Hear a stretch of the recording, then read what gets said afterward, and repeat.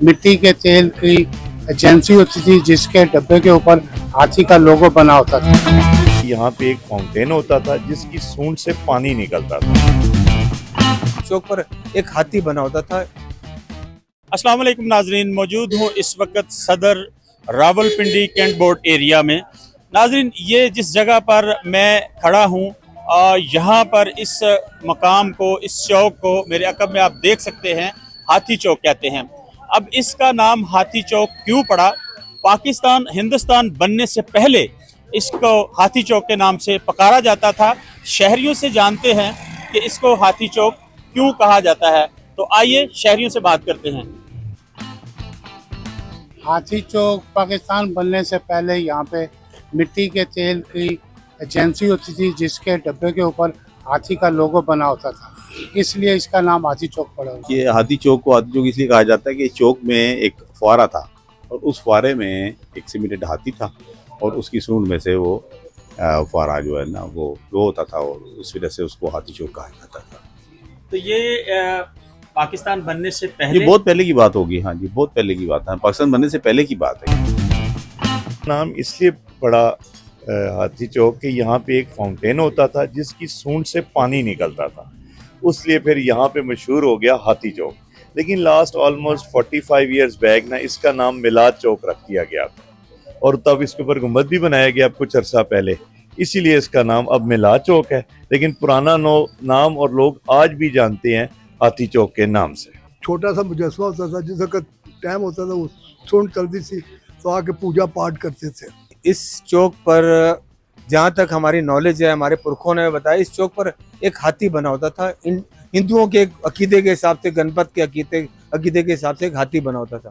और जब हमारा बरसगीर पाकिस्तान अलग हुआ तो फिर उन्होंने हाथी हटा दिया था और इधर एक इस चौक का नाम हाथी चौक ही पड़ा रहा है। बाद में इसका नाम हाथी से हटा के मिलाद चौक कर दिया गया। इस जगह पे चारों तरफ एक दरमियान में इसके एक लाल पत्थर का हौज होता था पानी का। उस हौज के दरमियान में बिल्कुल एक हाथी जो तकरीबन एक गाय के बड़े दरमियाने बछड़े के बराबर था, वो बना हुआ था उसमें। और उसकी सूंड यूं आसमान की, जैसे वो ऐसे सूंड उठा के वो आवाज़ निकालता है हाथी, इस तरह से वो उसकी सूंड थी ऊपर। तो उन्होंने उसमें से शाम के वक्त कंटोनमेंट बोर्ड की तरफ से ये जो है उसको ऑन किया जाता था तो एक फुवारा निकलता था। ये तकरीबन 1940s में जो था तो वो फुवारा निकलना बंद हो गया उसमें से, लेकिन वो वहीं पे रहा। वैसे वो हाथी भी वहीं पे रहा और वो जो जगह थी, वो हाउस जो बना हुआ था, वो भी वैसे ही रहा। जी नाज़रीन, हाथी चौक के हवाले से आपने यहाँ पर मकामी लोगों की गुफ्तगू सुनी। मुख्तलिफ आरा थी। कईयों का ये कहना था कि यहाँ पर एक बहुत बड़ा हिंदू ताजर था जिसके हाथी यहाँ पर नहाते थे।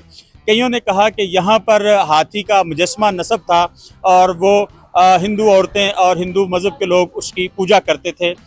बहुत सारे लोगों ने ये भी कहा कि यहाँ पर पाकिस्तान और इंडिया बनने से पहले एक चौक होता था और एक टब होता था जिसमें हाथी का मुजस्मा नस्ब किया गया था और फिर उसमें पानी के फुवारे फूटते थे। तो यहाँ पर जो सबसे कदीमी लोग हैं, जो पैदाइशी तौर पर यहाँ के बासी हैं, उनका ये कहना है कि ये हाथी चौक का नाम इसलिए हाथी चौक पड़ा कि जो सदर है, इस वक्त जो बाज़ार है, ये बेसिकली चौराहा है। इसको 4 रास्ते लगते हैं और सेंटर में आप मेरे अकब में देख रहे होंगे जो इस वक्त आपको गुंबद खिजरा नज़र आ रहा है, इसी को हाथी चौक कहते थे। और यहीं पर हाथी का वो मुजस्मा नस्ब था जिसमें से पानी निकलता था और लोग उसको हाथी चौक या हाथी चौराहे के नाम से पुकारने लगे।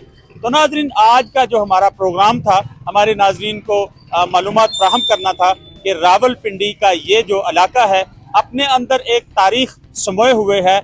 और उसके बाद जब ये पार्टीशन हुई तो 40s या 50s की दुहाई में इसका नाम मिलाद चौक रखा गया, क्योंकि फिर यहाँ पर ईद मिलाद नबी के जुलूस और यहाँ पर मुख्तलिफ तकारीब जो थी वो होती थी।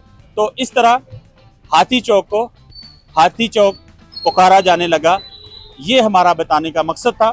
इसी तरह के दिलचस्प और मालूमाती प्रोग्राम देखने के लिए देखते रहिए हमारी वेब।